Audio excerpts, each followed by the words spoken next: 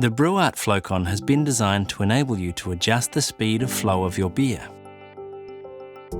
This, combined with pressure adjustment, gives you complete control for the perfect pour.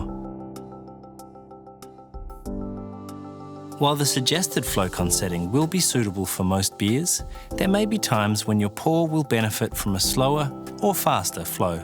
A faster flow will increase the size of the head of your beer, but too fast and you'll end up with a glass full of foam. Alternatively, the speed can be slowed to reduce the head.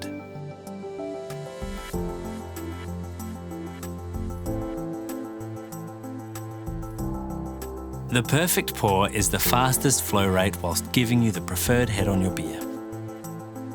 So feel free to experiment with what setting works best for you. Turning the dial anti-clockwise will increase the speed of beer flow, while turning clockwise will decrease the speed of flow. In most cases, you will not need to adjust pressure from the default settings. However, there may be times when your beer will benefit from higher or lower keg pressure. Keg pressure is created by the BrewFlo pumping air into the keg around the keg liner. Increasing keg pressure can improve the liveliness and head retention of an under-carbonated beer. Decreasing pressure will reduce the carbonation level of your beer. This is particularly useful in over-carbonated beers that are pouring with excess foam. To adjust pressure, first push the settings button so the pressure icon is displayed. Using the up and down arrows, adjust the pressure. The pressure adjustment level ranges from +5 to -5, with 0 being the recommended setting.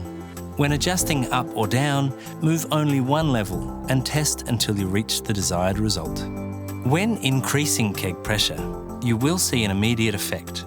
However, when decreasing pressure, it may take 2 to 3 pours before there is any noticeable difference. In significantly overcarbonated beers, this will continue to improve over 24 to 48 hours as pressure equalises in the keg.